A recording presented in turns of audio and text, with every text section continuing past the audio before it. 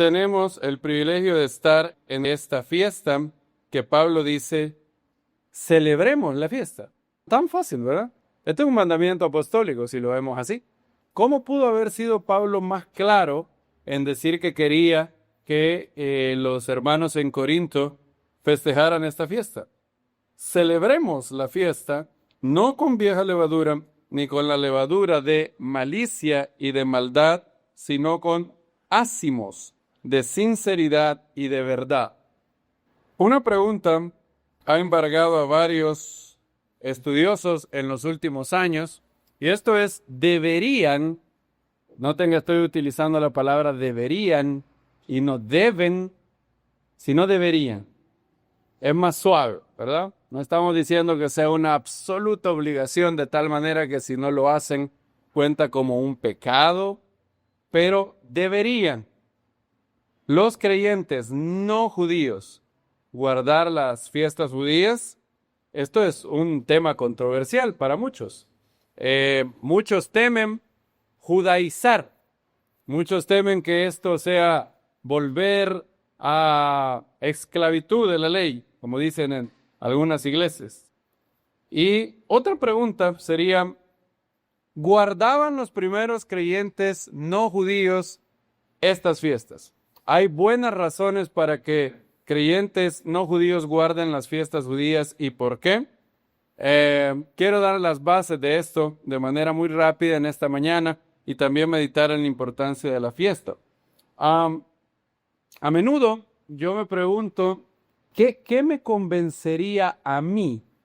¿Qué me convencería a mí que debería hacerme católico? ¿Cuál sería suficiente evidencia? Y yo propongo esto. Si en los evangelios o en las cartas, en cualquier lugar, los 27 libros del Nuevo Testamento, hubiera no 10, no 5, yo solo pido dos versos bíblicos. 1, 2, 3, donde un apóstol dijera algo así. Y recuerden, queridos hermanos, siempre orar a nuestra Santísima Madre, la Virgen María. Un verso así. O 2. Yo no pido mucho. No pido mucho. 2 o 3. Eso es todo. O que en los evangelios yo viera que Yeshua dice algo como ustedes van a dejar de observar todas las costumbres que han guardado nuestros padres y deben ir a Roma. Deben ir a Roma e instituir una nueva religión allá. Es más, Pedro va a iniciar una larga lista de sucesores y le voy a llamar el Papa. O bueno, si no lo quieren así. En la Iglesia Católica, ¿cuál es el oficio más importante de todos? El Papa, ¿verdad? Muy bien. ¿Cuáles son los requisitos bíblicos para ser el Papa? No hay, ¿verdad? Ahora, ¿hay requisitos bíblicos para ser diácono? Sí hay. ¿Hay requisitos bíblicos para ser, entre comillas, obispo o líder de una comunidad? Sí hay, ¿verdad? 1 Timoteo 3. Pregunto yo, si el oficio más importante de todos era el Papa, ¿no deberíamos esperar por lo menos unos versos que dijeran, y si alguno desea ser el vicario de Cristo, buena obra desea? Es necesario para ser el sucesor que va a levantarse después de Pedro, tener A, B, C, D, ¿verdad? O bueno, un verso bíblico. Yo no pido mucho. Yo solo un verso bíblico que dijera claramente, aparte de orar a Dios, hay que orar a los santos que han partido de este mundo antes. Hay que orar a ellos. Y hay 2 personas que son mediadoras entre el Padre y nosotros. Yeshua y su madre. Si esos versos estuvieran en la Biblia, yo me haría católico felizmente. Felizmente. ¿Saben por qué no me hago? Porque no están. Porque no están. Ahora, ¿por qué les cuento esto? ¿Qué se necesitaría para convencerme a mí de que es una muy buena idea o un mandato de los apóstoles tener cierta celebración? Solo necesitaría encontrar un verso en la Biblia donde un apóstol me diga, hey, celebremos tal cosa, ¿verdad? ¿Sería suficiente? No es eso lo que tenemos en 1 Corintios. Es eso lo que tenemos en 1 Corintios. ¿Qué más pueden pedir? Es decir, si alguien se pregunta, ¿debemos celebrar estas fiestas? Quizá Pablo les diría, papi, ¿que acaso hablo en chino yo? ¿No han leído 1 Corintios 5? Ahí yo les dije, así pues, ya han visto ese meme en Facebook que dice, papi, ¿acaso hablo en chino? Ahí dice, ¿verdad? Entonces, celebremos, ¿qué? La fiesta. ¿Cuál fiesta? Claramente la fiesta de panes sin levadura. Ahora, hay gente que dice, ¿pero acaso hay evidencia de que los creyentes no judíos guardaban esto? Sí la hay. En primer lugar, primera evidencia esta, 1 Corintios 5. No deberíamos de necesitar más, de hecho. Si es un mandato apostólico celebrar esta fiesta, bueno, creo que es lo que necesitamos. Ahora, ustedes se preguntarán, ¿cómo ha hecho todo el mundo evangélico para obviar el mandamiento de Pablo? Han sido bastante creativos. Dicen que cuando Pablo dice celebremos la fiesta, lo decía espiritualmente, metafóricamente, simbólicamente. O sea, no de verdad. Él no esperaba que la gente llegara el 15 de Nisan y la gente se reuniera. Sino, dicen, bueno, miren el verso 6. No es una buena jactancia. ¿No sabes que un poco de levadura leuda toda la masa? Y ellos dicen, pero mire, esa masa y esa poca levadura no es literal. En el contexto, ¿quién es la masa? ¿Quién es la levadura? El compadre que tiene la mujer del papá, ¿verdad? ¿Y quién es el resto de la masa? La comunidad de Corinto. Y hay que sacarlo, ¿verdad? Entonces ellos dicen, bueno, si Pablo está siendo alegórico ahí, es lógico que más adelante también es alegórico. ¿Cuál es el problema? El problema son varios. El hecho de que Pablo aplique una verdad de las fiestas espiritualmente no quiere decir que eso quita que hay que celebrar la fiesta literalmente, ¿verdad? Por ejemplo, Yeshua utilizó la Pesach para dar bastantes lecciones. Él utilizó también la fiesta de Sukkot cuando habló el último día de Hoshana Rabbah para hablar del espíritu, ¿verdad? ¿Significa eso que los discípulos judíos entendieron, como él lo aplicó espiritualmente, ya no tenemos que celebrarla? ¿Hizo algún discípulo judío eso? No, siguieron celebrando eso. Y hay otra cosa que hay que recordar. ¿Dónde quedaba la comunidad de Corinto? Al ladito de la sinagoga. Hechos capítulo 18, si se recuerdan, dice dónde estaba ubicada la comunidad de Corinto, ¿verdad? Hechos 18, verso 7.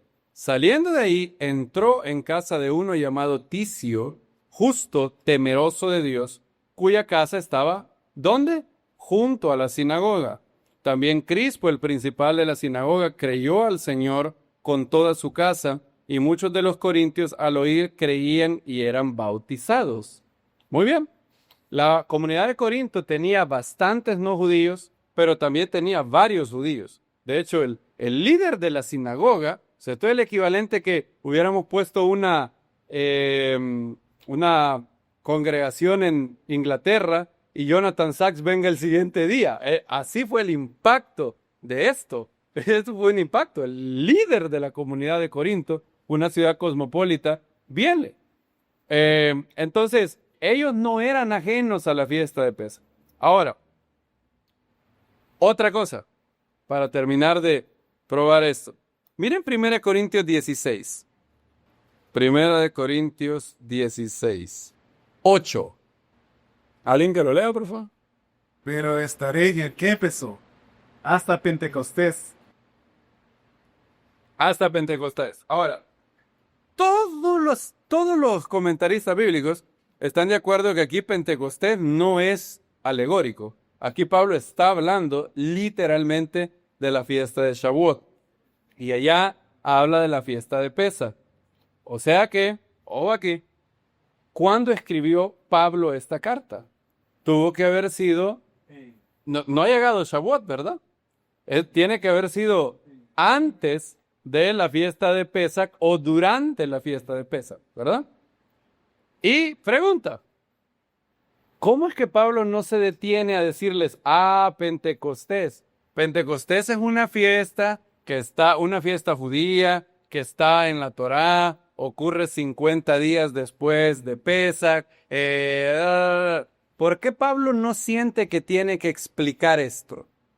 Porque las personas que reciben la carta están familiarizadas con las fiestas. Y si están familiarizados con las fiestas, esto es evidencia de ¿qué?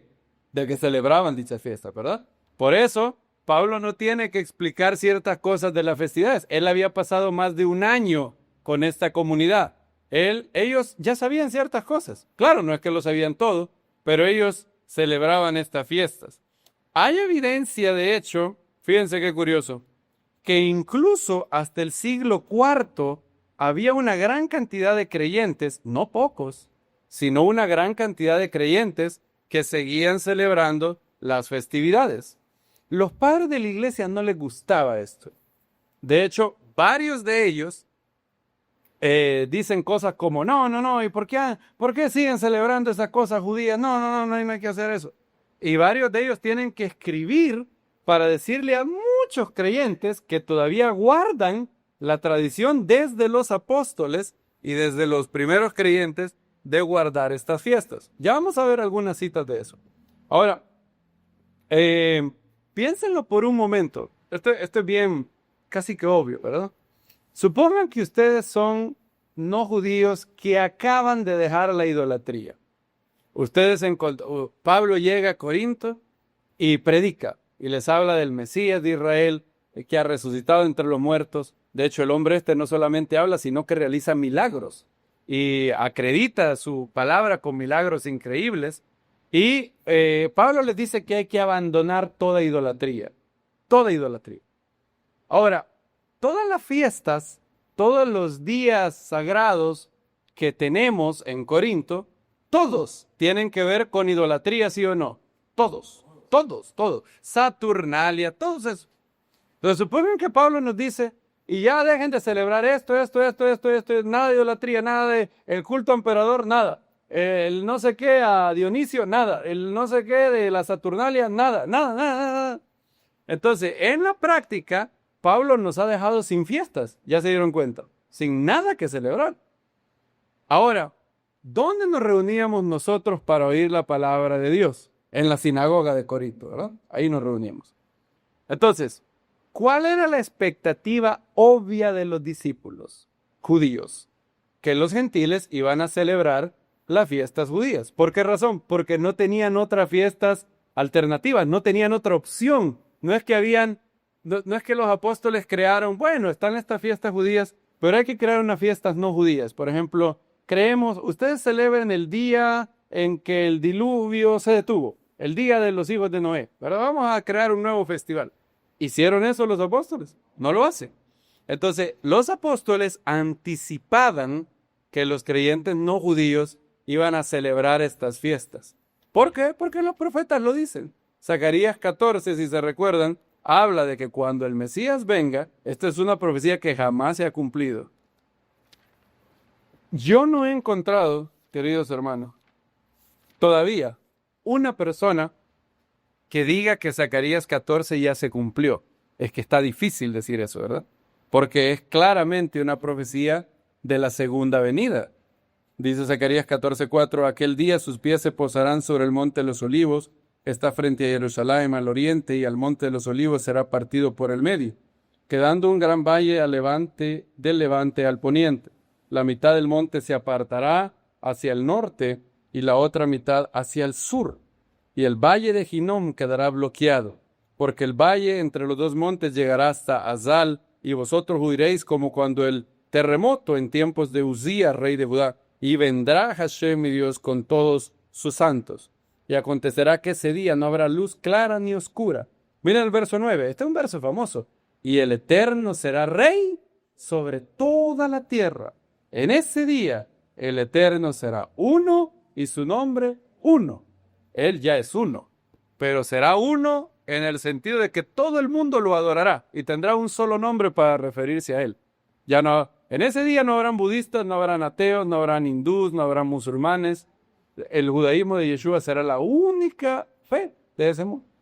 Ahora, un poquito más adelante, si yo leo el verso 16, ¿qué dice? ¿Alguien que lo lea, por favor? Todos los que sobrevivieron de las naciones que vinieron contra Jerusalén subirán de año en año para adorar al Rey, al Eterno de los ejércitos, con ese honor, y a celebrar la fiesta de los tabernáculos. Todas las naciones al final celebrarán la fiesta de los tabernáculos. Muy bien. Hay una profecía que habla de que todo el mundo un día celebrará la fiesta de Sukkot. Shavuot es la fiesta donde se dio el Espíritu Santo. Es una fiesta de altísima importancia para un creyente judío y no judío, ¿verdad? Y Pesach es la fiesta donde cae la crucifixión de Yeshua, su sepultura y la resurrección en esa semana de la fiesta de panes sin levadura. Entonces, las tres fiestas de peregrinaje tienen un alto significado para un creyente no judío. Entonces, los discípulos esperaban que esto pasaría. Era lo lógico. No había que enfatizarlo mucho. Era obvio que los discípulos sabían estas cosas porque la mayoría de discípulos no judíos que Pablo tenía eran personas no judías que estaban en las sinagogas. Eran personas que ya sabían un poco de las fiestas judías. Entonces era algo obvio, ¿verdad?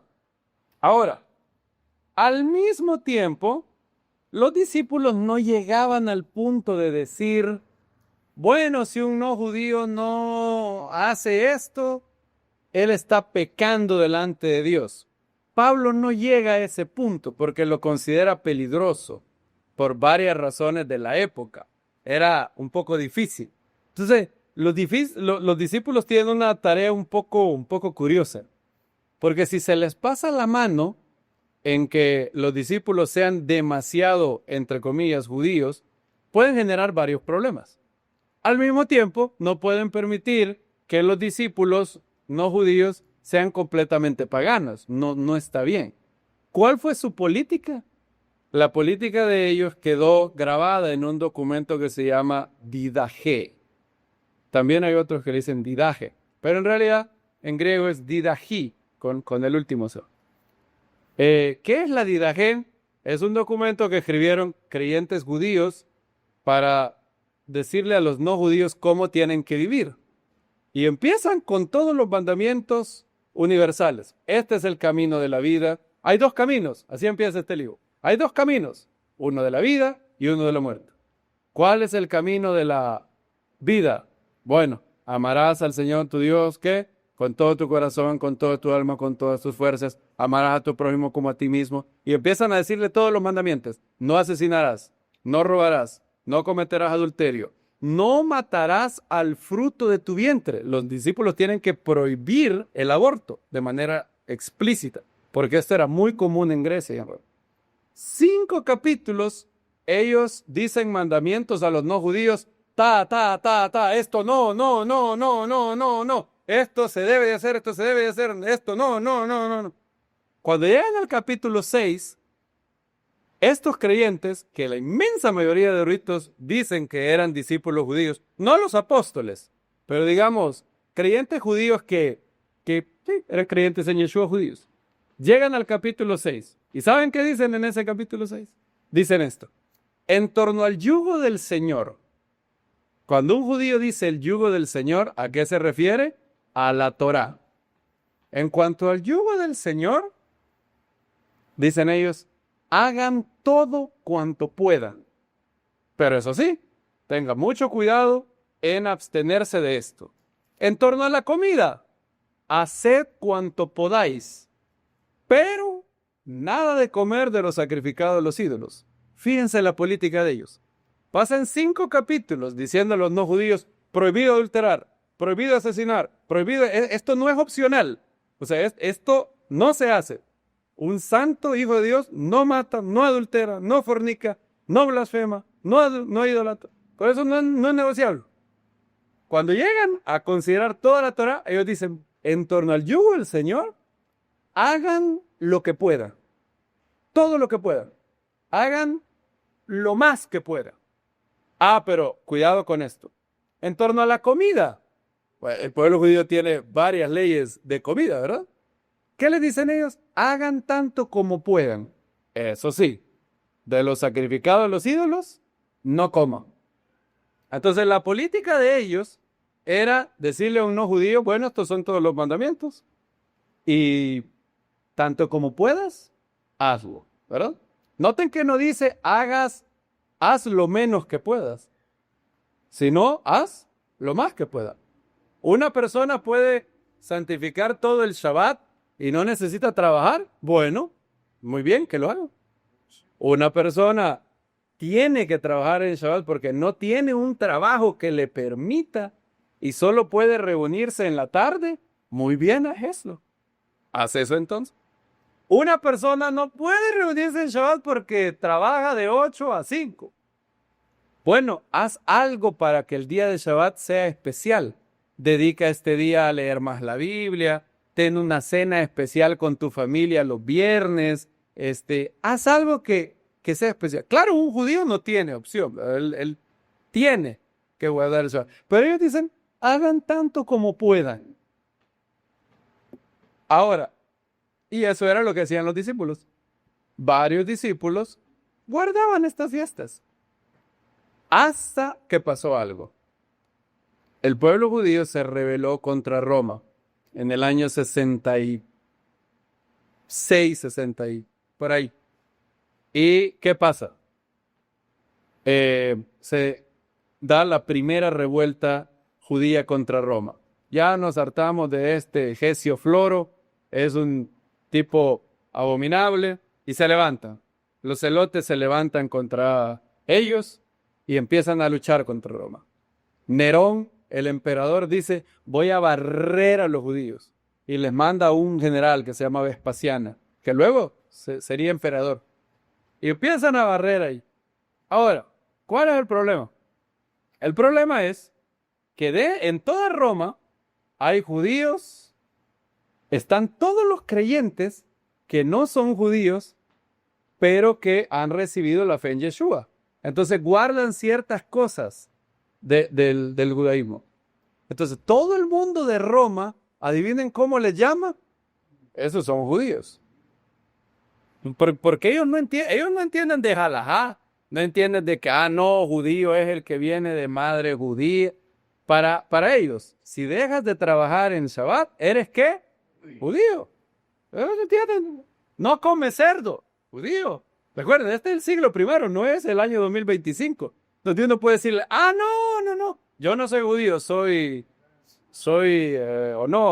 bautista del séptimo día, soy evangélico, pero guardo el sábado. No, como yo tengo un compañero de trabajo que es adventista, entonces cuando estábamos allá en Punta Cana, él me dijo, jefe, ¿y qué vamos a comer? Y yo le digo, ¿por qué? Y me dijo, es que yo soy adventista. No te preocupes, yo me aseguro que mira, vos y yo, le dije yo, vos y yo estamos juntos en esto. Así que no te preocupes, aquí no vamos a comer marisco, no vamos a comer cerdo. Va, me digo, está bien. No hay esa opción. Para el mundo romano hay dos grupos. Ustedes o son romanos o son judíos. Este extraño ornitorrinco raro, que es mitad pato, mitad castor, está raro. ¿Qué pasa? Y esto no me lo estoy inventando yo. Flavio Josefo lo dice clarito. Y Daniel Lancaster ha recogido todo eso. Hay un gran problema porque los creyentes se encuentran en un sándwich horrible. Fíjense cómo está el sándwich. Su familia no los quiere, porque para ellos son traidores. La ira de Roma, la ira de los dioses contra Roma ha venido debido a que tú no cumples las libaciones y la honra que hay que dar a los dioses romanos. Entonces, si digamos había un incendio, si digamos había un terremoto, toda la gente en Roma decía, esta es culpa de todos estos locos que ya no adoran a los dioses. Y que estas son palabras de Dion Casio, el historiador, se han desviado a maneras judías. Así, esa es la cita literal de Dion Casio. Se desvían a maneras judías. ¿Qué creen ustedes que significa eso? Obviamente era santificar todo esto. Entonces, esta es la primera. La segunda, viene otro problema. El emperador, el imperio, está persiguiendo a los judíos. No a los judíos creyentes. Los judíos creyentes en Yeshua no ocasionaron esto, fueron los celotes. De hecho, los judíos creyentes habían recibido una orden de Yeshua. Cuando veáis a Jerusalén rodeada de ejército, los que estén en Judea, huyan a los montes. Y eso fue exactamente lo que hicieron los creyentes judíos. Todos los creyentes judíos dicen, el maestro nos dijo esto, y se van a una ciudad que se llamaba Pela de Decápolis. Todos los creyentes judíos se van. Y entonces quedan los no judíos en todas las ciudades en un sándwich horrible. Y dicen, bueno, ¿y qué hacemos ahora? Toda esta gente está enojada con nosotros porque dicen que somos judíos y somos traidores. Ya ese era un problema. Ahora, súmenle otro problema. El problema es que todos los líderes políticos de esas ciudades dicen, hey, nuestro emperador se llama Nerón. No sé si saben qué significa eso. Él no es una persona como que muy racional, ¿verdad?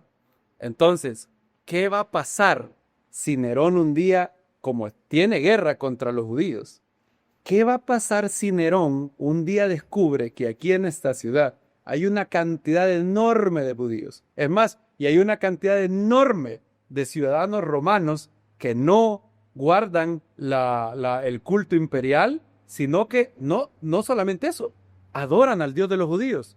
En la práctica son judíos de facto. ¿Qué va a pasar? Nos van a matar a todos nosotros. Ya sé, hay que hacer algo. Antes de que Nerón venga, matemos nosotros a los judíos. Y por judíos se incluyen judíos literalmente y aquellos que si usted guarda el Shabbat, usted es judío, papá, venga. Aquí no es que vamos a andar viendo halajicamente. Ellos no tienen esto. Entonces, ¿qué empieza a pasar? Hay varios pogroms que se inician en todas las ciudades del imperio. Flavio Josefo, de hecho, describe que en una ciudad, adivinen cuál ciudad, Antioquía de Siria, esta es la ciudad, la segunda ciudad más importante, ¿verdad? ¿Se recuerdan? Esta es la ciudad. ¿Saben qué pasó? Los de Antioquía decidieron matar a todos los judíos y también a no judíos que guardaban cosas judías. Es más, ellos crearon en inglés se llama litmus test, una prueba para saber quiénes eran. ¿Saben cuál era la prueba? Si usted era un no judío creyente en Yeshua en Antioquía, le decían, hey, ¿tú eres judío? Y usted decía claramente, no, yo no soy judío. Ok. Bueno, vamos a hacer una prueba si no eres judío. Aquí está esta imagen de Nerón. Aquí hay incienso. Ofrece el incienso a la imagen. Claro, todo creyente en Yeshua, ¿qué hacía? No. Entonces, los líderes políticos de Antioquía hicieron algo.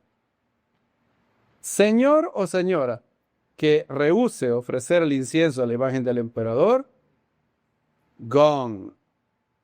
Y se hizo una gran matanza de creyentes judíos porque están en contra de Roma, y Nerón nos va a matar a nosotros. Si ese loco se le llega a hacer la narrativa, hey, pero en Antioquía nadie ha hecho nada contra los judíos. ¿En serio? ¿Están contra mí? Y va a ser como cómodo, que el gladiador dice, si no me respetan, no me aman, y yo, bueno, pues matemos a todos los de Antioquía. Así era el loco Nerón, ¿verdad? Entonces, matan a una gran cantidad de creyentes. Es más, ¿saben qué? En Antioquía hay un loco que se llama Antíoco, gran sorpresa, Antíoco, y él instituye una regla. Él hace ley que bajo pena de muerte está prohibido celebrar Shabbat. Si usted santifica el séptimo día en Antioquía, lo matan. Lo más triste es que este Antíoco era judío. Antíoco era miembro de la comunidad judía, pero era un judío apóstata. Y renegaba de su judaísmo y dijo, al diablo con esto, y puso una ley. Y Flavio Josefo lo registra eso. Ahora, piensen por un momento. si ustedes son una comunidad que todavía no la han matado, todavía no han llegado ahí. Entonces llega alguien y dice, hermanos, nos van a matar si guardamos el Shabbat. Puede haber, ¿verdad que sería lo más natural del mundo que alguien dijera, hey, pero ¿y nosotros, como no judíos, estamos de verdad obligados a guardar el Shabbat, así como los judíos? No, ¿verdad? O sea, no, claro, lo hemos hecho porque lo recibimos de los apóstoles, el Shabbat viene de la creación y se lo dio Dios a Adán y el Señor dijo, el sábado fue creado por causa del hombre, todo eso. Pero ¿estamos nosotros obligados, así como el pueblo judío, a guardar eso? No.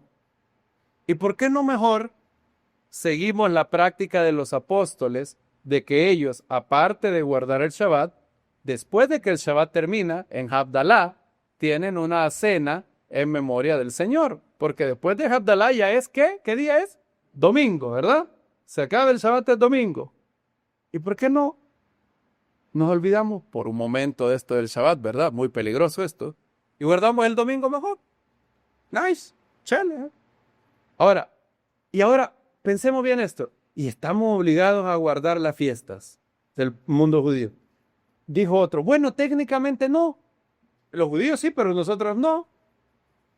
Entonces hubieron muchos no judíos que dijeron, mejor dejemos de guardar esto porque en realidad está bien difícil. Imagínense que alguien haya dicho, no, pero los discípulos dijeron, en torno al yugo del Señor, hagan todo lo que puedan.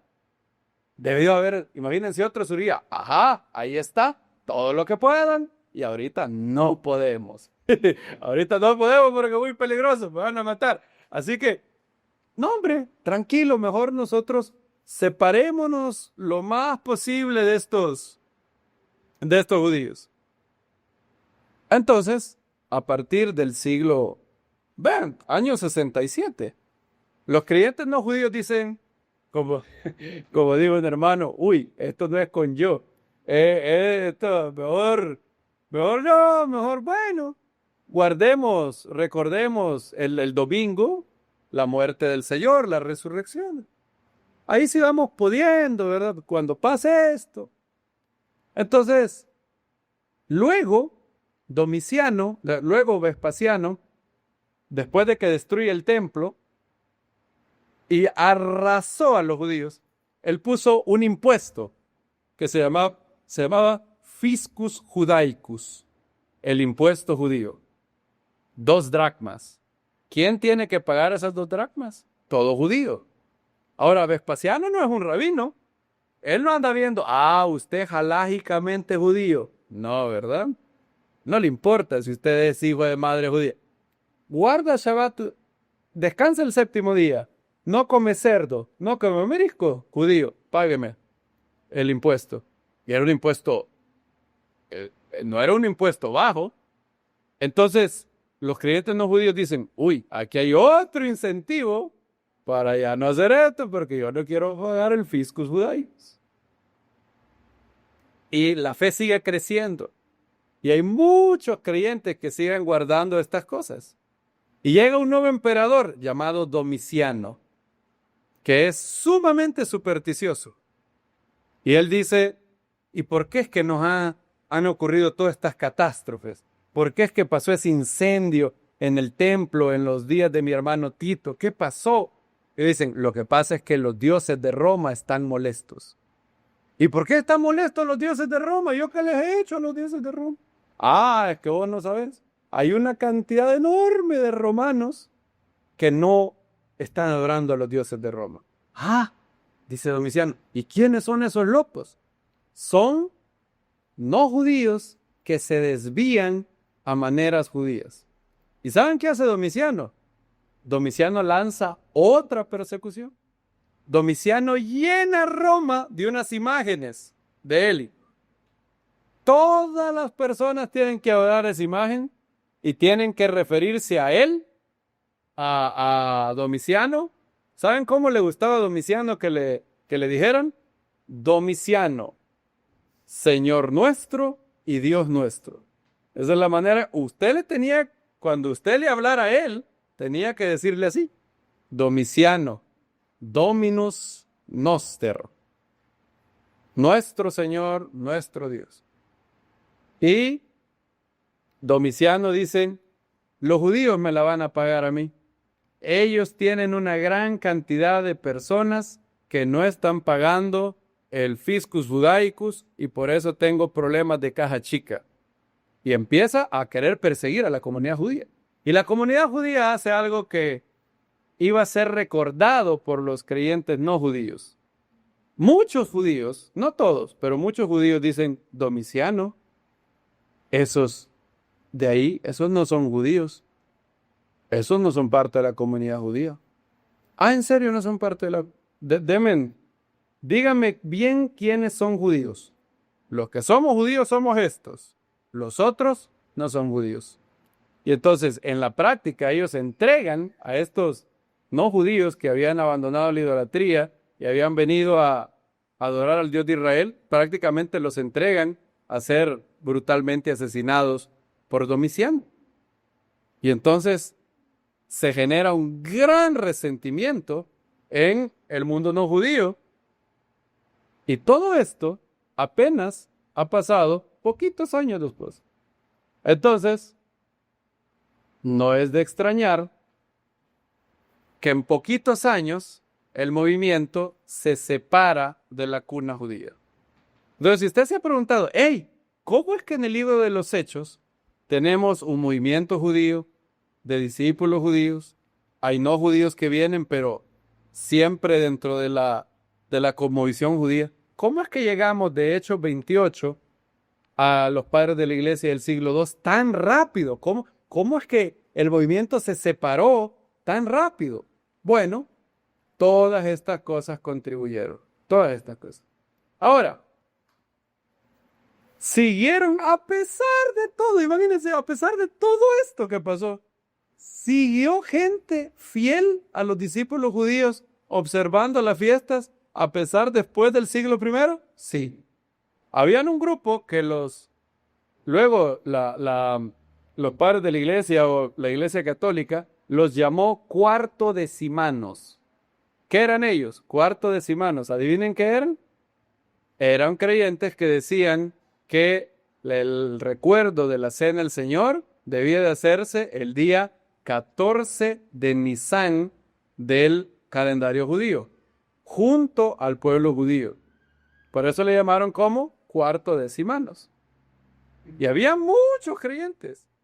Había un obispo de Éfeso que se llamaba Polícrates, que dijo, nosotros hemos recibido esto del apóstol Juan, y lo recibimos de Policarpo, obispo de Esmirna. Así que nosotros vamos a seguir guardando esto, porque lo recibimos los apóstoles. Y no vamos a hacer lo que quiere el obispo de Roma. Así dijo él.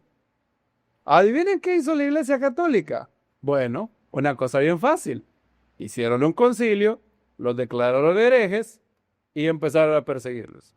Y también hubieron más concilios que condenaron a todo creyente no judío por guardar el sábado y las fiestas judías. Entonces, claro, no es sorpresa de que si usted nacía en el siglo VI o siglo VII, con 200 y 300 años, que está condenado guardar Shabbat y guardar las fiestas, no es sorpresa que los creyentes de donde usted nace, en el mundo que usted nace, no guardan nada de esto. Claro que no, porque los persiguieron. Hay gente que dice, a mí me da risa cuando los apologetas católicos dicen, pero la iglesia católica ha sido la verdadera iglesia porque durante 1500 años, dicen ellos, pero fue la única iglesia. Entonces yo digo, obvio que era la única iglesia, porque si no, porque si no eras de esa te mataban, obvio. Pero fíjense qué bonito, como que yo dijera, no, imagínense que como que José Stalin me hubiera dicho, el Partido Comunista es un partido tan pro porque es el único partido que ha habido en Rusia. Entonces le digo, obvio que es el único partido. Si alguien quisiera hacer, o como imagínense que el chino ese, el norcoreano dijera, no, es que de verdad nosotros tenemos que ser ungidos por Dios porque ¿cuál ha sido la única familia que ha sido la familia gobernante en Norcorea en las últimas décadas? Obvio, porque si no, ¿qué pasaba? Te mataban. Ahora, miren qué curioso el testimonio de una persona. Esta persona que les voy a leer vivía en el siglo IV. O sea, ya había pasado 400 años casi. ¿Y sabe qué nos dice él?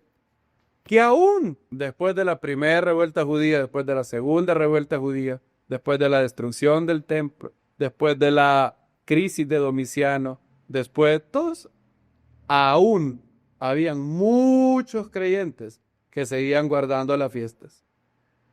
Miren sus palabras. Este hombre se llama Juan Crisóstomo. Él es uno de los padres de la iglesia más respetados. Digamos, dentro de los padres de la iglesia, ¿quiénes son los padres de la iglesia, por cierto? Los creyentes no judíos más influyentes de los primeros 6 siglos. Más o menos. ¿Quién es el más respetado, el más influyente de ellos? Sin duda alguna, Agustín. No hay otro. Él es el más influyente. O sea, la Iglesia Católica existe hoy así como es, en gran medida por él. ¿Quién es el padre de la Iglesia más influyente, no dentro del catolicismo romano, sino entre los ortodoxos rusos y ortodoxos griegos? Juan Crisóstomo, sin duda. ¿Saben cuál era el apodo de él? El apodo en el buen sentido. Le decían el boca de oro, porque tenía una habilidad de hablar tan bonita. Era una persona que tenía mucha elocuencia. De hecho, uno lee sus sermones, son bonitos. Y tienen mucha influencia, mucha influencia. Tanto católicos como ortodoxos griegos, incluso los anglicanos, incluso los luteranos, él es venerado por ellos. Es San Juan Crisóstomo. Y yo he leído varios comentarios de él muy bonitos. El comentario, por ejemplo, su homilía de Efesios 5 y la relación entre el esposo y la... Muy bonito. Un hombre íntegro, era Juan Crisóstomo íntegro. Ahora tenía un gran problema. ¿Cuál era el problema de él? Era un profundo antisemita. No lo digo yo, lo dice él. Por ejemplo, solo oigan estas palabras. El Señor odia a los judíos y yo también los odio. Bueno, si usted pensaba que...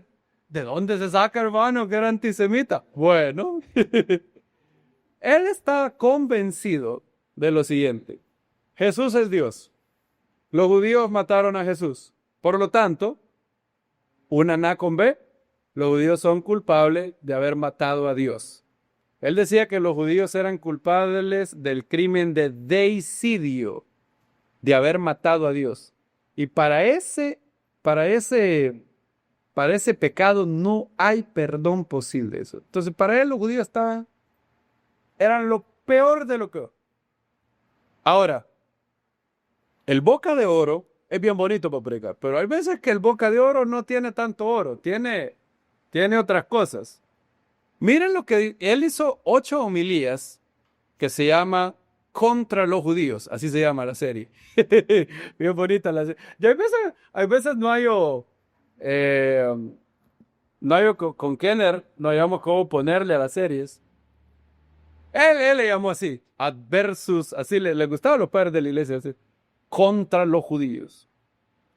Y él empieza a decir bastantes cosas. Ahora, ¿por qué escribió esta serie él? Porque había algo que lo molestaba. Lo molestaba profundamente. ¿Qué era lo que lo molestaba? Que había una cantidad enorme de creyentes, oigan eso, que celebraban las fiestas. Y habían otros creyentes que iban más allá. Habían creyentes en Yeshua que iban a las sinagogas.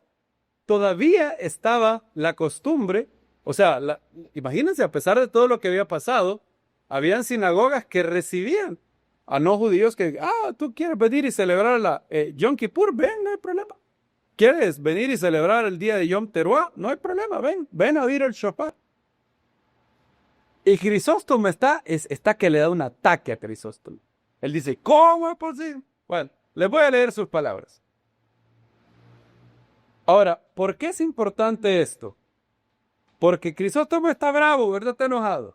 Pero ¿qué nos muestra? ¿De qué es prueba esto? De que para el siglo IV todavía ¿qué? Habían una gran cantidad. O sea, Crisóstomo sin saberlo nos ha dado una gran ayuda histórica.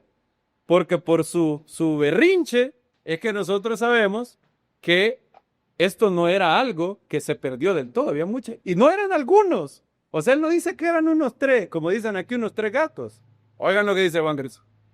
Esta es la homilía 1 contra los judíos. ¿Qué es esta enfermedad? Las fiestas de los miserables judíos. Perdón, no son mis palabras, así les llama a él, perdón. Les dije que el hombre, Dios lo perdone, tenía un profundo odio hacia el pueblo. Las fiestas de los miserables judíos pronto nos azotarán, decía, una tras otra, en rápida sucesión. Ven cómo es de dramático, ¿verdad? O sea, este hombre tenía, ¿cómo se llama? Retórica, ¿verdad? Y dice, primero, la fiesta de las trompetas, la fiesta de los tabernáculos, los ayunos. ¿Quién sabe por qué le llama los ayunos? ¿Por qué puso a Yom Kippur de último? No sé.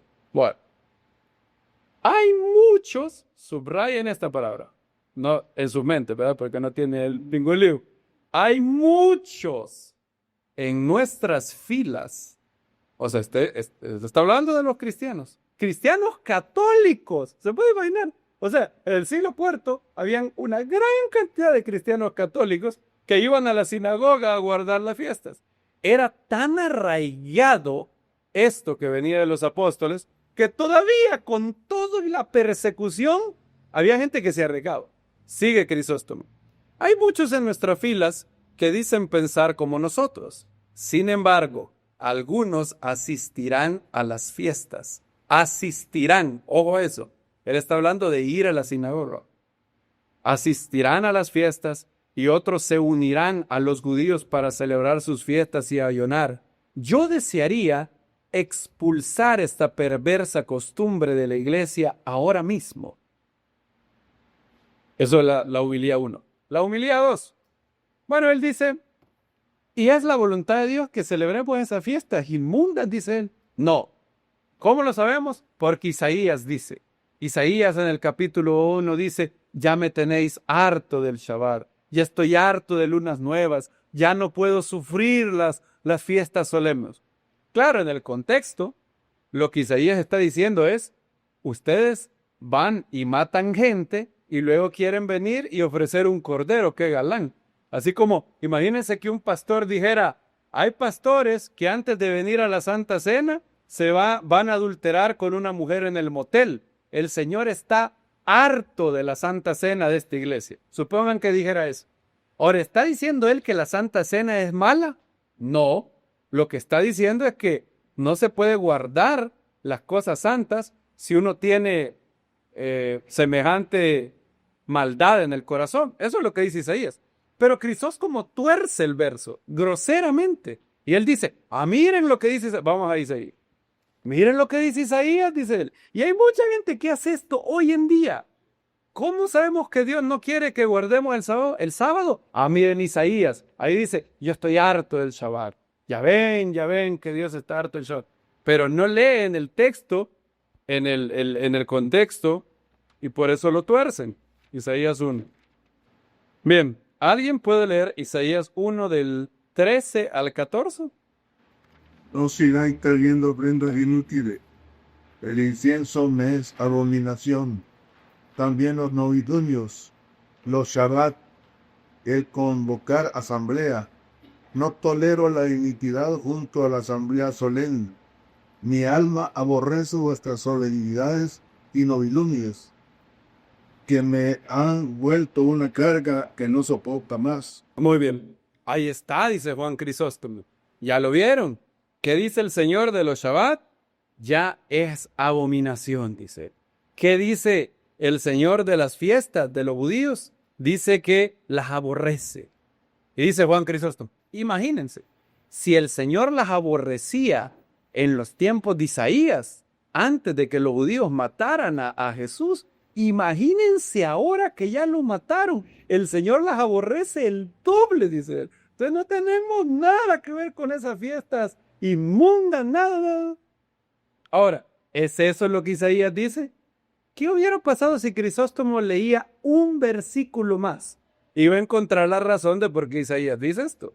Verso 15 dice, cuando extendáis vuestras manos, esconderé de vosotros mi rostro. Aunque multipliquéis vuestras oraciones, no escucharé.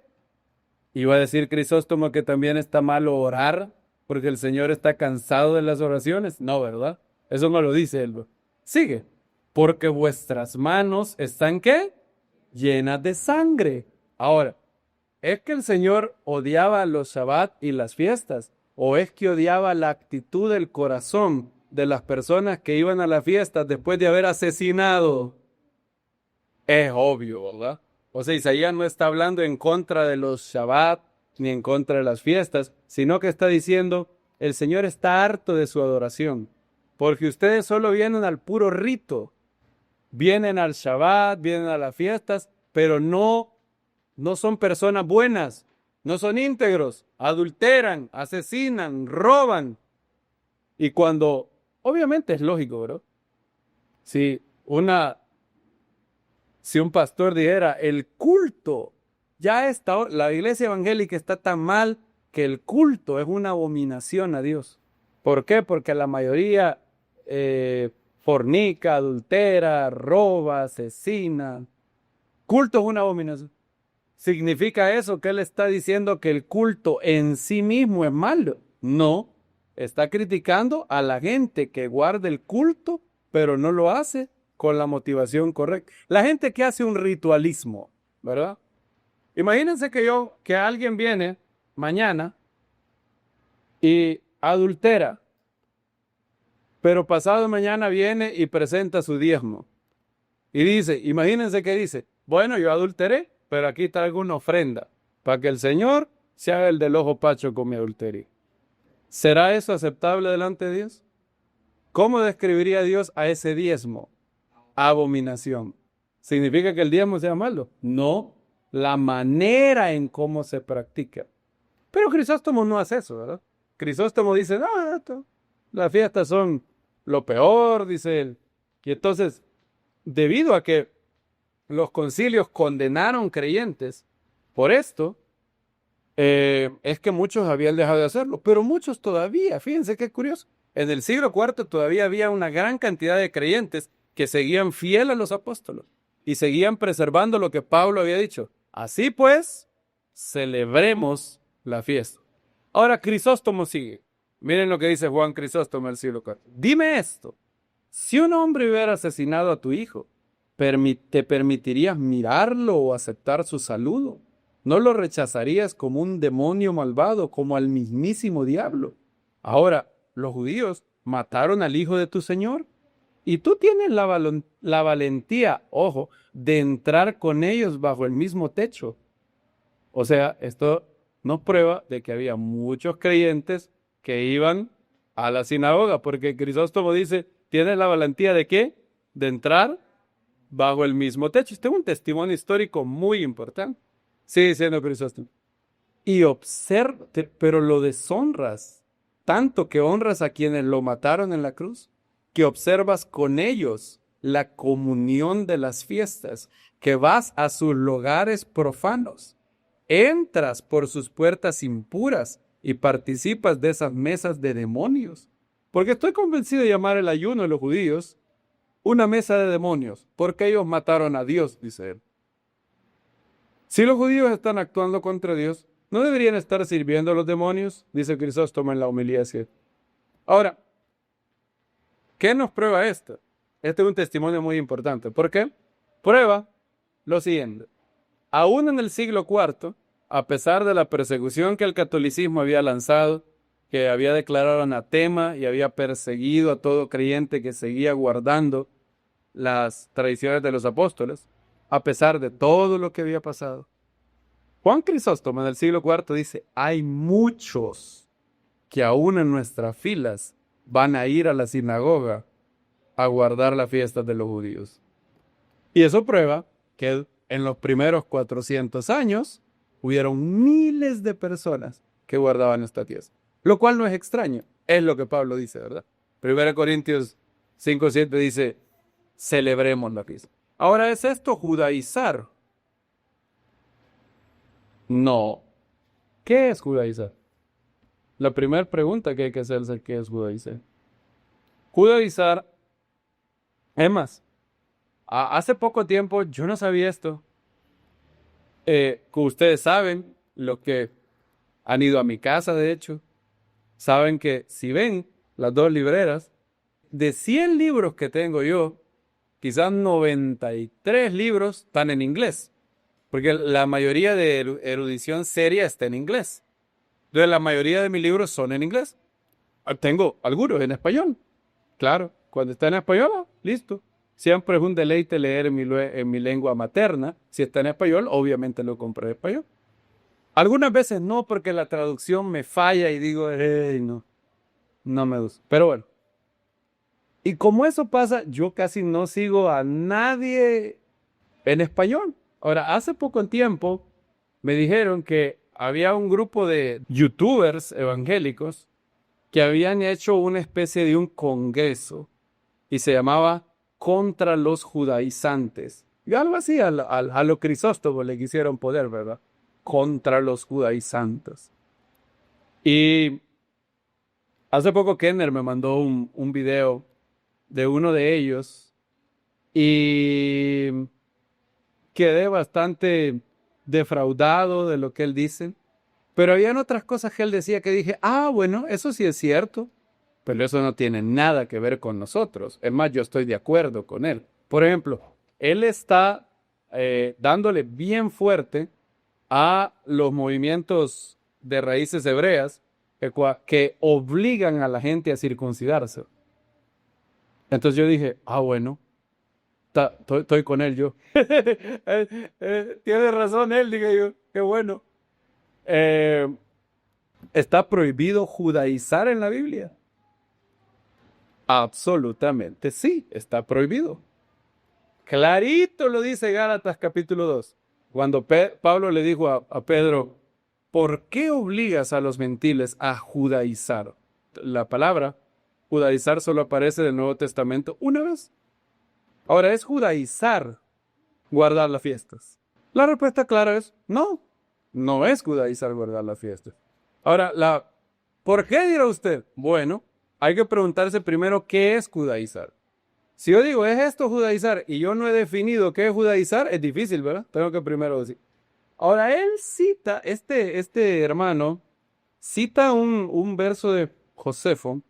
Quizás un día yo pueda comentar bien, porque empecé a ver el video y debido a que tiene un espíritu un espíritu muy, no me gustó para nada su espíritu. Es un espíritu de contencioso, de orgullo, no me gustó. Entonces, los primeros 2, 3 argumentos que da son bien malos y yo dije, no voy a ver. Pero quizás un día lo voy a ver todo y voy a comentar bien esto. Quizás pueda hacerlo en Conexión Cum o en algún otro lugar. Pero, para lo que nos ocupa de esta fiesta, él menciona un verso que hay en Esther y en Flavio Josejo, donde Hircano, el rey de los judíos, judaizó o hizo judíos a la fuerza a los samaritanos cuando les destruyó su templo. Ahí como en el siglo II antes del Mesías. Entonces, Josefo, en teoría, habla de judaizar ahí. Y él dice, ya ven, judaizar este es su concepto de judaizar. Judaizar es circuncidarse y guardar cosas de la ley judía. Entonces, en ese concepto de judaizar, si usted guarda algo, lo más mínimo de la ley judía, usted ya cayó en el grave pecado de judaizar. ¿Es cierto eso? No. Judaizar no es eso. Le voy a dar lo que sí es judaizar. ¿Qué es judaizar? Judaizar, bueno, en sentido literal, judaizar es hacer a un no judío, ¿verdad? Ahora, ¿con qué objetivo? cuando Pablo utiliza la palabra judaizar, quiero que vayamos a Gálatas capítulo 2. Él lo utilizó en un contexto bien específico. Por eso es que el hermano está en un error, porque yo no puedo ir a Flavio Josefo y a cómo él aplica la palabra judaizar y pretender que Pablo significa lo mismo. No, ¿verdad? Yo puedo utilizar una palabra, es más, esto es bien común en el siglo I. Hay gente que utiliza una palabra y hay otro autor que utiliza la misma palabra, pero este otro autor no quiere decir lo mismo que el otro autor con la misma palabra. Entonces, no sé, es algo que él asume inválidamente. Gálatas capítulo 2. ¿Cuál es el contexto? El contexto es uno bien sencillo, pero que el hermano ignora lastimosamente. El contexto es uno bien fácil. Para un judío, la casa de Shammai había prohibido que pudiera comer con un gentil. Sencillo, fácil comer. ¿Se recuerda cuando lo vimos? Está prohibido el vino de los gentiles, el queso, el aceite, las 18 leyes de la casa de Shammai. Todo prohibido. No, un judío puede entrar en la casa de un no judío. Prohibido. Las casas de los gentiles son impuros. Ha de haber, ahí practican hechicería, es más, el abuelo si se les muere, ahí lo entierran. Entonces, hay huesos de muertos ahí en la casa, entonces, prohibido. ¿Puede un judío comer con un no judío? No. Usted dirá, pero es que eso es obvio, hermano, porque, por ejemplo, si el gentil está comiendo cerdo, obviamente el judío no puede. No, usted no me está entendiendo. Usted podía estar comiendo uvas o dátiles, pero un judío no podía comer con usted. Aunque usted tuviera un plato 100% kosher. Estaba prohibido para un judío tener comunión con un no judío, relacionarse con él. Pedro lo dice, ¿verdad? Creo que en Hechos 10 Pedro le dice claramente eso, acuerdo. Vosotros sabéis lo abominable. Vean el verso 28. Hechos 10, 28. Si uno no tiene en cuenta el contexto, uno no entiende lo que Pablo está hablando ahí. Vosotros sabéis cuán abominable es para un varón judío, oigan, reunirse o asociarse con un extranjero. Noten, no estamos hablando, vosotros sabéis qué abominable es comer cerdo con un no judío. No, o sea, tú podías tener el plato más kosher del mundo y aún así un judío tenía prohibido por las leyes judías, no las leyes de la Biblia. Moisés no prohíbe. En ningún lugar Moisés prohíbe relacionarse con un gentil. Todo lo contrario. Deuteronomio dice, te alegrarás en las fiestas solemnes, tú, tu hijo, tu hija, el levita y el extranjero. Moisés no prohíbe esto. Pero Shammai lo prohibió. En las 18 leyes de los Gezerot de la casa de Shammai, lo vimos cuando estábamos comentando el libro de Hechos en Hechos 10. Bien, entonces, los apóstoles dijeron, o Pablo, por lo menos, y Bernabé decían, no, el Eterno ha limpiado los corazones de los no judíos, ellos ya no son idólatras, son hermanos. Ya no, esa restricción que la casa de Shammai había puesto, Yeshua la ha quitado. Él ha abolido esa ley rabínica, no la ley de Moisés, sino la ley rabínica de los mandamientos expresados en ordenanzas que nos prohibía interactuar con los judíos. Ahora, ¿cuál es el problema? Había ciertos hermanos judíos que no lo tenían tan claro y decían, no me dan los números. ¿Veis? Eran creyentes en Yeshua, pero decían, no. Yo creo que los no judíos primero tienen que hacerse judíos y después hablamos. Creyentes. Y eran bien cercanos a Jacobo, el hermano del Señor. Entonces, tenían cierta influencia. Entonces, ¿qué pasó? En Antioquía, miren, de todos los lugares, ¿verdad? Antioquía. Otra vez Antioquía. Vamos a Gálatas. En Antioquía de Siria, Pablo relata un incidente. Y este es Pablo al inicio del ministerio. Recuerden que Pablo sufre, como todos nosotros, un crecimiento espiritual, ¿verdad? El Pablo de las últimas cartas ya no es el mismo Pablo de Gálatas. Pero en Gálatas él es fuego. Él está dice cosas como, esos que andan circuncidando, ojalá se les fuera todo el cuchillo. Así dice Pablo.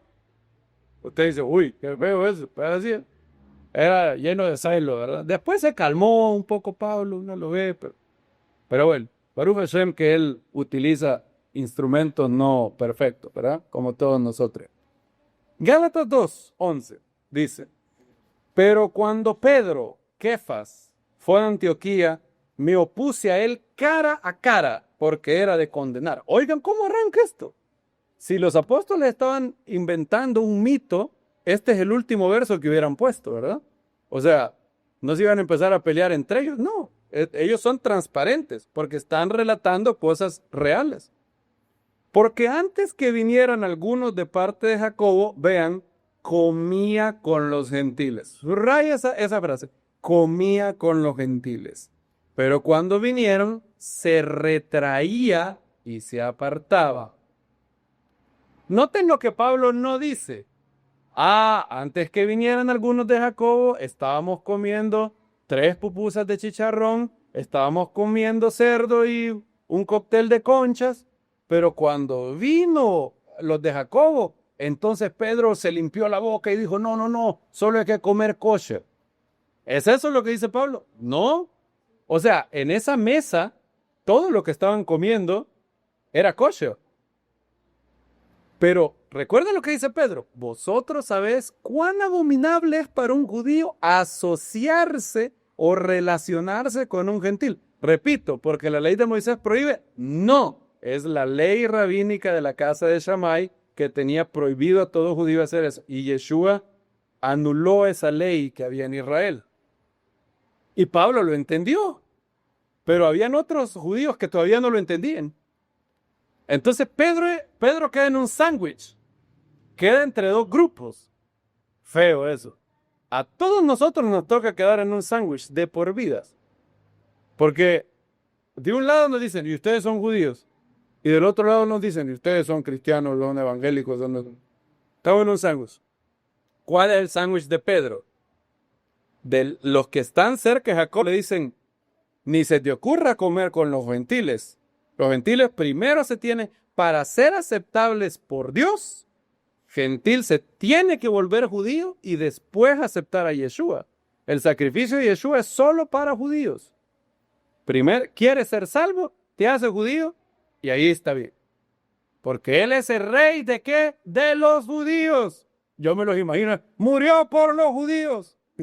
¿Te acuerdas cuando Pedro, ¿te acuerdas lo que dijiste al Sanedrín? A Él ha levantado para dar a Israel arrepentimiento y perdón de pecados. A Israel, no a los gentiles inmundos, impuros.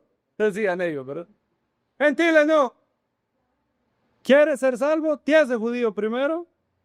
Y entonces sí, ya la sangre de Yeshua te limpia de todo pecado de tu circunciso cuerpo. Ahí sí, pero antes no. Y del otro lado está Pablo y Bernabé. No, ¿cómo eso? A mí el maestro me ha confiado el evangelio de los gentiles. Y un gentil no tiene que hacerse judío para ser aceptable por Dios. ¿Cómo lo sé? Por las profecías. Porque hay profecías en la era mesiánica que habla de Israel y las naciones. Las naciones no se han vuelto todos judíos. O sea, Dios quiere que las naciones sigan siendo naciones. Y Pedro está en medio. Ahora Pedro dice, bueno, está Pablo y está Jacobo. Bueno, está fácil la elección. ¿Con quién quiero estar mejor yo? Con Jacobo. Jacobo es el hombre más santo de nosotros. Es el hombre que ora todo el día en el templo de rodillas, ¿verdad? Es el hermano de Yeshua. Es más, uno lo ve igualito a él. Él es el mayordomo de la casa real de David. Jacobo es un descendiente del rey David. Es el líder máximo. Todo el mundo tiembla. Cuando pasa Jacobo dicen, Jacobo. Así como dicen las hienas en el Rey León. Cuando le dice una hiena a la otra, uy, ese nombre, solo oírlo me hace temblar. Mufasa. Esa es la hiena. Entonces así era Jacobo. Jacobo era respetadísimo. Entonces dije, Jacobo, bueno, yo me voy como dicen aquí, me voy a hacer el suizo. Y, hola hermanos gentiles. Iba moviendo la mesa cada vez más. ¿Qué sigue diciendo Pablo? Dice, cuando vinieron se retraía, se apartaba, teniendo temor de los de la circuncisión. Y los demás judíos se unieron a él en su insinceridad, de tal manera que hasta Bernabé fue arrastrado por la hipocresía de ellos. Pero cuando vi que no andaban rectamente en cuanto a la verdad del evangelio, dije a Kefas, que es el nombre arameo de Pedro, si tú siendo judío vives como gentil, según la ley judía. ¿Por qué? Para la ley judía, si usted se relaciona con un gentil, usted está aboliendo el judaísmo. Usted está en la práctica viviendo como un no judío, porque no está guardando las leyes de reclusión, de estar completamente aislado de la chusma de no judíos. Entonces Pablo le dice, si tú siendo judío vives en este aspecto como gentil, porque te relacionas y comes con ellos, ¿cómo es que obligas a los gentiles a, y ahí está la palabrita, esa palabrita que cada vez que aparece en círculos evangélicos, aparece la marcha imperial, tum, tum, tum, tum, turum, tum, turum. Judaizar, la palabra temible. ¿Cómo es que obligas a los gentiles a judaizar? Nosotros judíos por naturaleza y no pecadores de entre los gentiles. No, hasta Pablo no escapa de eso. Nosotros somos judíos, no somos como ellos, como esos pecadores gentiles, dice Pablo. Sabiendo que el hombre no es declarado justo por las obras de la ley, sino por la fe en Yeshua el Mesías. También nosotros creímos en Yeshua el Mesías para que fuéramos declarados justos por la fe del Mesías y no por los mandamientos que identifican a alguien como judío, las obras de la ley. Porque por las obras de la ley, o sea, los mandamientos de la ley que identifican a alguien como judío, ninguna carne será justa.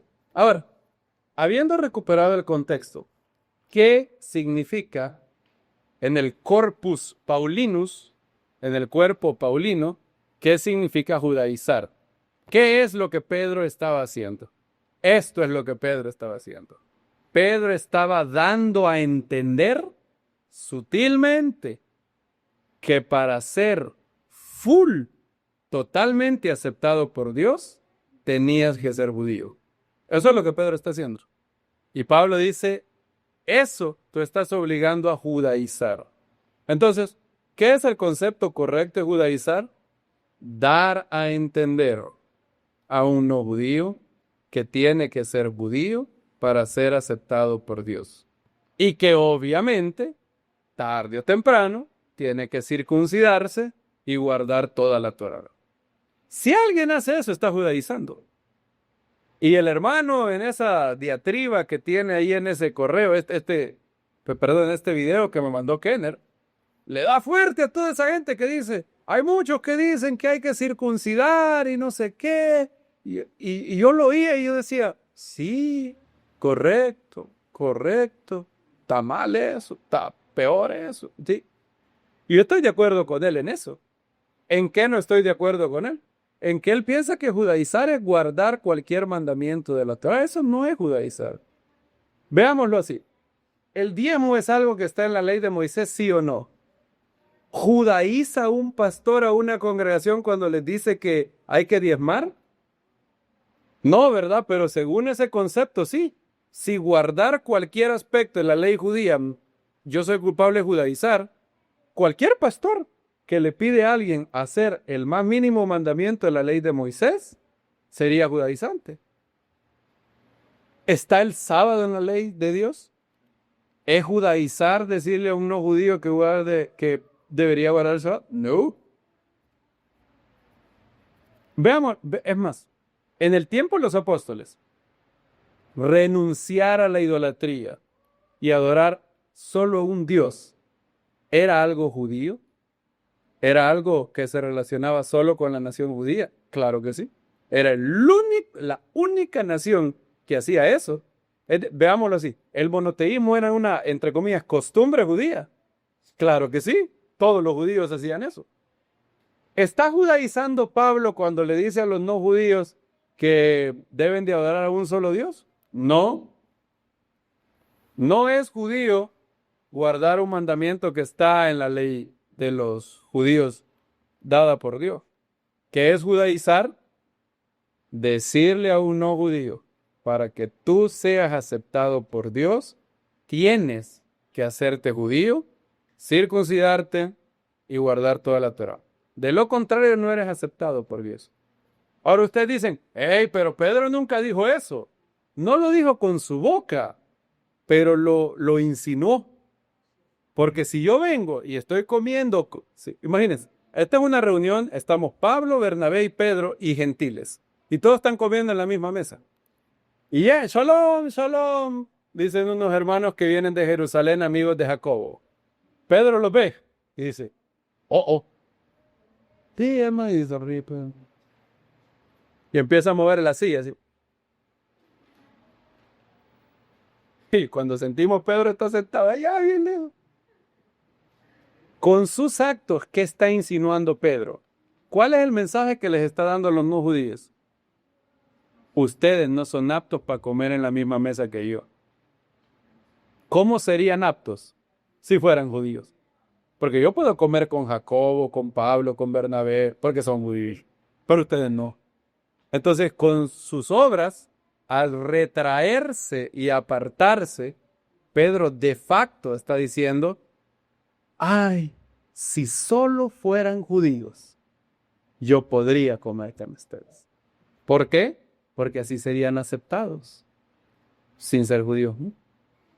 Entonces, eso es lo que está prohibido, judaizar, no lo que dice el hermano. ¿Está prohibido judaizar? Claro que sí.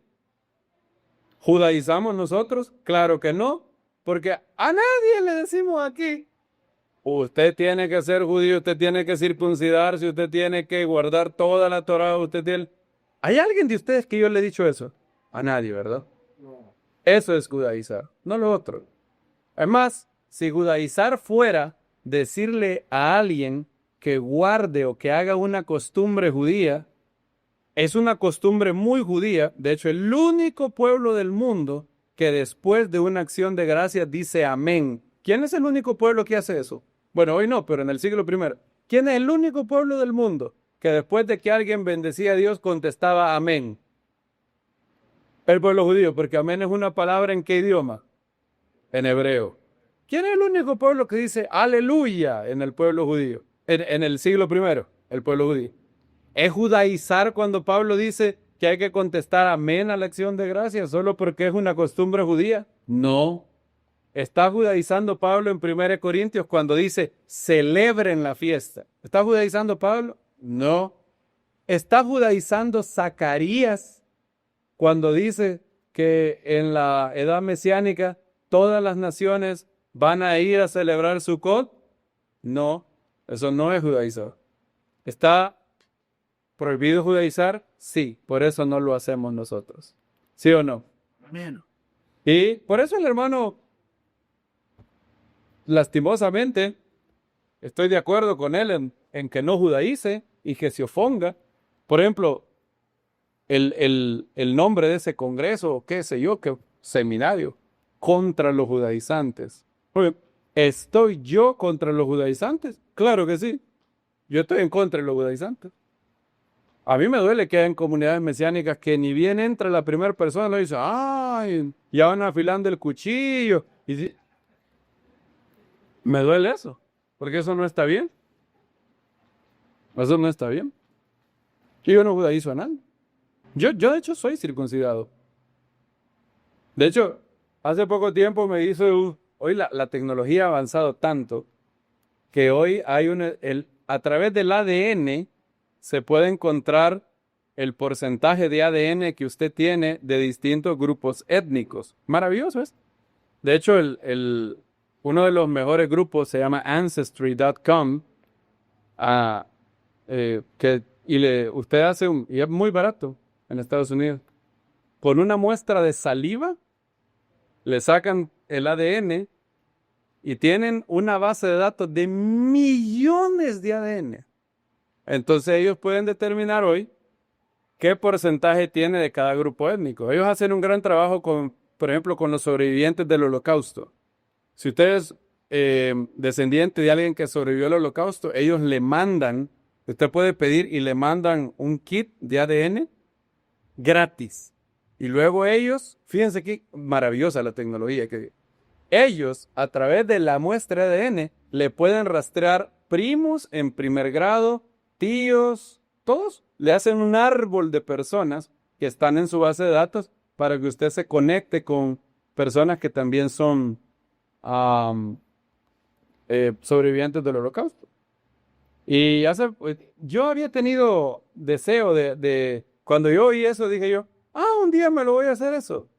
Un día voy a hacer eso del ADN. Y un día fui a Atlanta y compré el coso ese.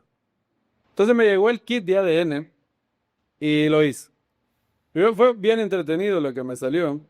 Aquí tengo el porcentaje de grupo étnico. Tengo en mis genes los siguientes grupos étnicos. 42% español. Eso era obvio, ¿verdad? Todos nosotros tenemos sangre española. 9% de Portugal. Esa no me la esperaba yo. 9% Portugal. No me pudo salir Argentina, Portugal, Dios. 5% vasco. Esta no la sabía. Esto sí que no me lo esperaba. ¿Saben? Los vascos son los de norte de Francia, sur de España. Son un grupo tienen el idioma más antiguo del mundo europeo. Un idioma que no se parece en nada al catalán. Bueno, ¿cuántos genes indígenas? 34% indígena americana de la península de Yucatán o central. De 3 a 5% judío sefardí. 2% norte de África, y luego hay un gran poco de 1% Senegal, 1% Nigeria. No sé si ustedes saben, todos ustedes tienen genes africanos, todos los seres humanos de la faz de la Tierra, hasta Donald Trump, tiene por lo menos un 1% de genes africanos, todos. Entonces, esto me acuerdo cuando me llegó a mí, 3 a 5% judíos sefardí. De hecho, la tecnología es tan increíble que le permite ver de qué lado usted tiene cada gen. Entonces tengo de 2 a 3% de judío sefardí del lado de mi papá y del 1 al 2% del lado de mi mamá. Los dos tienen genes judío sefardí y los dos tenían de Portugal también. Creo que mi mamá no tiene genes indígenas de Yucatán. Eso venía de mi papá. Sí, venía todo. Ahora, ¿por qué le estoy diciendo esto? Yo a nadie, ni siquiera yo, que literalmente tengo una chispita de sangre judía en mis genes, soy circuncidado. A nadie le ando diciendo tienes que circuncidarte y guardar toda la Torá. A nadie. Entonces, espero que eso quede muy claro, porque hoy yo no sabía, pero hay un número de personas que han salido en YouTube a decir, tengan cuidado con los judaizantes, ahí andan diciendo que guarden la fiesta. Yo no sabía, hace poco me supe eso. Ahora, me entristeció eso, pero por otro lado dije, bueno, si hay un gran número de personas sacando estos videos, ¿qué significa? Que hay un crecimiento de personas que están redescubriendo las raíces hebreas, unos bien y otros no tan bien. Es lo mismo de Juan Crisóstomo. ¿Qué significa que Crisóstomo esté tan enojado que había un gran número? O sea que la restauración está pasando. Amén. La restauración de todas las cosas continúa. Y un día no seremos solamente unos pocos. De hecho, no somos tan pocos.